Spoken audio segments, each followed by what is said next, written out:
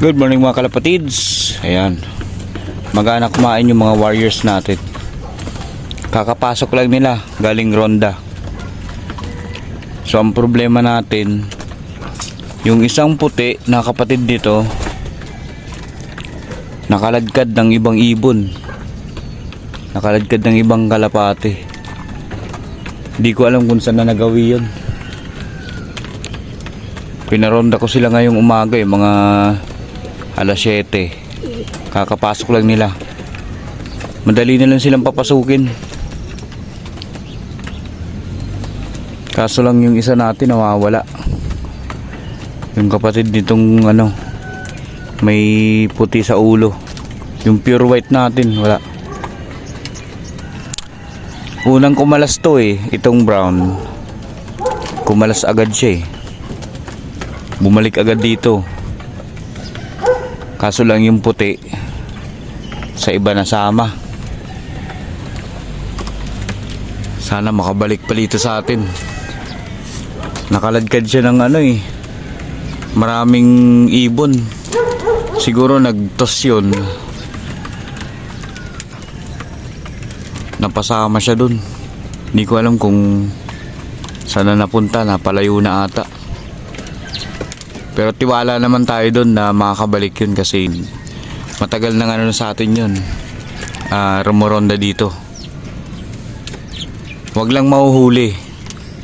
Makakabalik dito yun. Ayan ang daming ibon doon Mga nagtos siguro yan.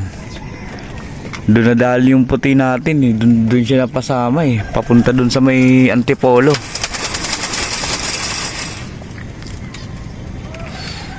Ayan, nakalabas yung isa natin Okay lang yan, mag-isa lang naman siya.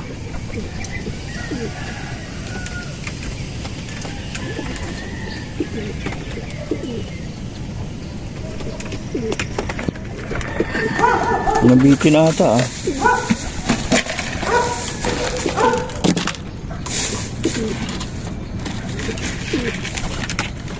Hinduan natin konti.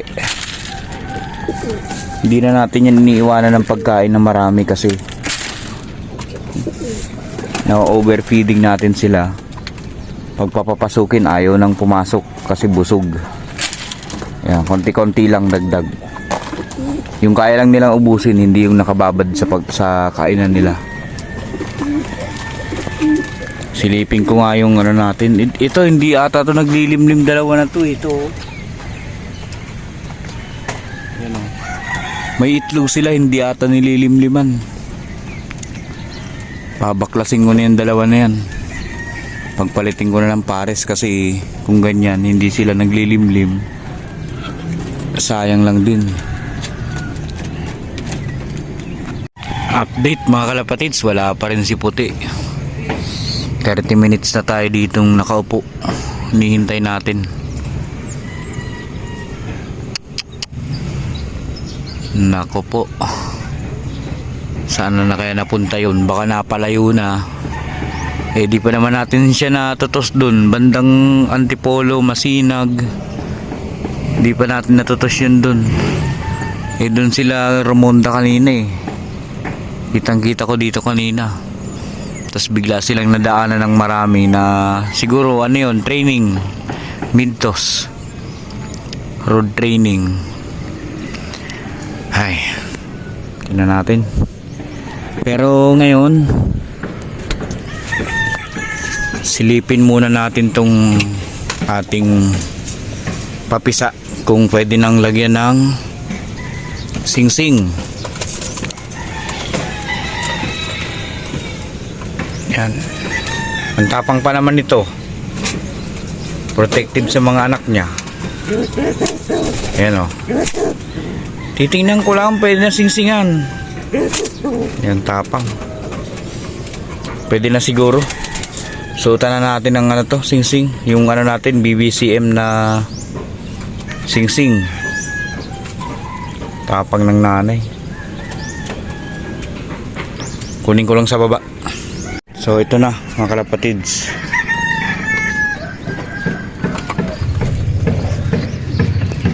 Ayun, magsusubo na siya. kwan kasi to 4 to 5 days bago lagyan ng singsing yung mga young bird natin. Itong mga pares natin sa baba, sila sana inaasahan natin na magbibigay ng young bird. Kaso siguro stress sila kaya di pa makapangitlog na maayos. Kunin ko muna to, tapang ng nanin nito eh. So ito yung una nating lalagyan. Grabe, bugbog yung kamay ko, ang tapang ng nanay.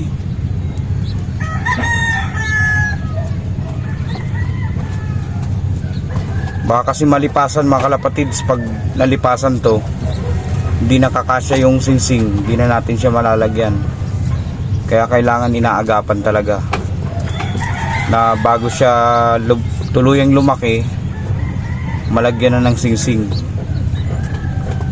Ako 4 to 5 days 4 to 5 days nilalagyan ko na para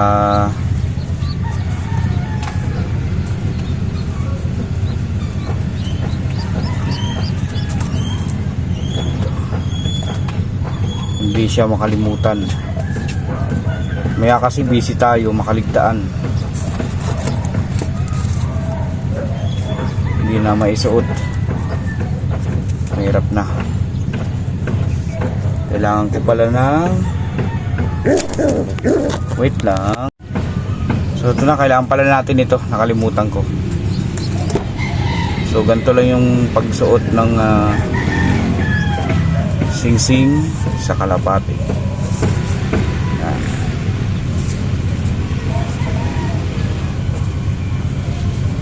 Kailangan dandahanin lang din kasi sisiw pa sila. Masasaktan sila pag nabigla. Yan. Okay na. BBCM.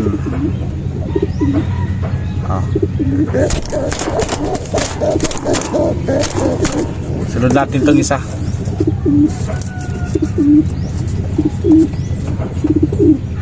Ang lulusog ng ang galing nila magpalaki ng sisiw. Pansin ko lang dito sa mga Vandenbroek.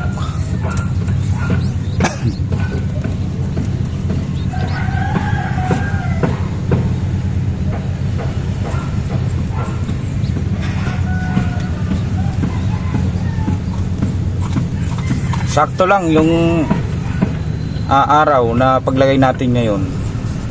Siguro kung nalipasan pa to ng 4 na araw ay 2 araw, wala na, di na to kakasya.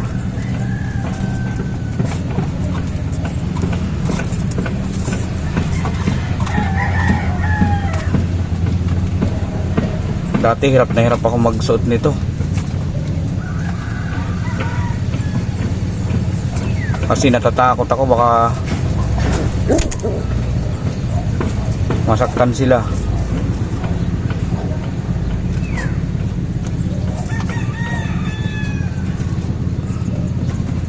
Yan, okay na. Yan na.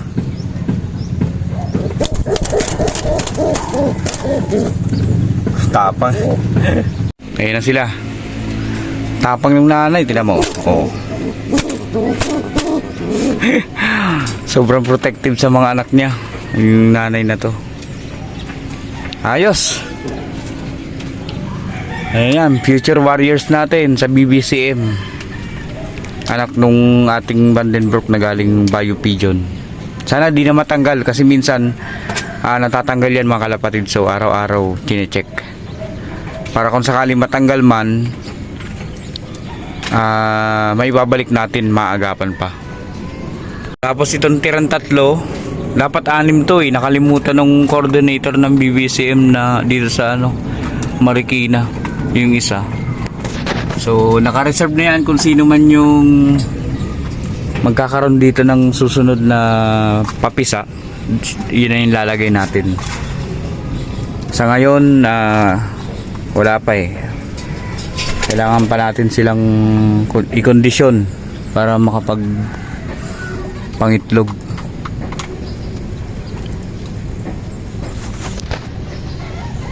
Kalimutan ko pala isara to. Yan, sinasara ko ito mga kalapatids kasi kaya nilang lumabas dyan. Bumabalik sila papalabas. Katulad nung puti natin ay yung isa nasa labas na ngayon, nakalabas dyan oh. Kaya kailangan isara. Sana kaya yung puti natin, wala pa rin hanggang ngayon. Loko talaga yun ah.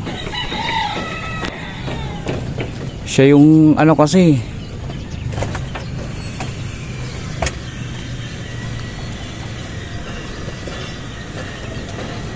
katulad nito, nasa labas yan mga kalapatids. Kaya niyang bumalik dito sa trapdoor natin, kaya nilagyan ko yan ng harang. Papasok na din yan mamaya. Pagpag nga natin itong dalawang mag-asawa na to, palabasin na. Yan, lumabas na isang breeder natin oh. Pinalab. Yan. Yan, lumipad na. Babaklasin ko na itong dalawa na to. Ayaw nila limliman yung ano itlog nila. Ano, ganyan-ganyan lang ronda nila kasi mga breeder. Oh. Ayan mga kalapatids. Alas 8:30 na, wala pa rin yung puti. Sana kaya napadpad yun. Malamang sumama na yun dun sa ano. Nasamahan niyang marami. Nakaladkad siya. Pero may edad na rin naman kasi yun, kaya tiwala na makakauwi yun. Kasi pag mga young bird talaga, madali silang makaladkad sa rondahan. Kaya tingnan natin. Ayan, daming dumadaan dito. Kaso hindi naman kulay puti ito. Halata mo naman kasi pag kulay puti. Yun mga kalapatids, 8:30 na ng umaga. Wala pa rin si puti. Mukhang napalayo yun ng ano, liparan ah. Ay, ayan na. Ano ba yun? Sakto oh. Loko. Kala ko di na makakabalik. Dito siya galing umiikot. Dito kasi siya hinihintay Ayan, silipin natin. Sakto yung ano natin pag video. Ito na oh. Oh, ayan oh, napalayo. Papasukin natin. Ayan siya mga kalapatids, nakauwi. Bababa na sana ako Papasukin na natin, gutom na yan. Sige, baba.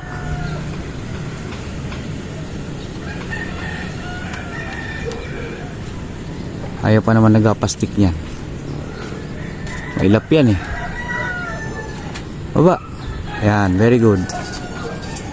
Tsaka natin bubog, ano yun, i-stickin papasok.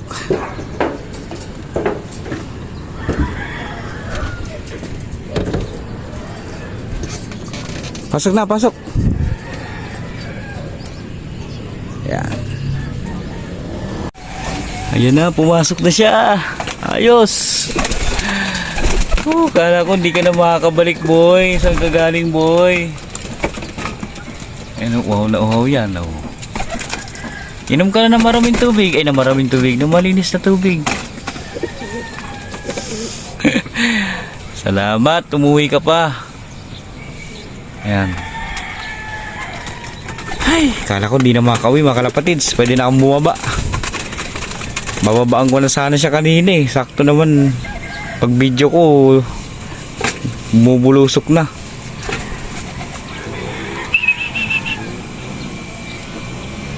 Yan, gutom yan. Papakainin muna natin. Hindi pa siya kumain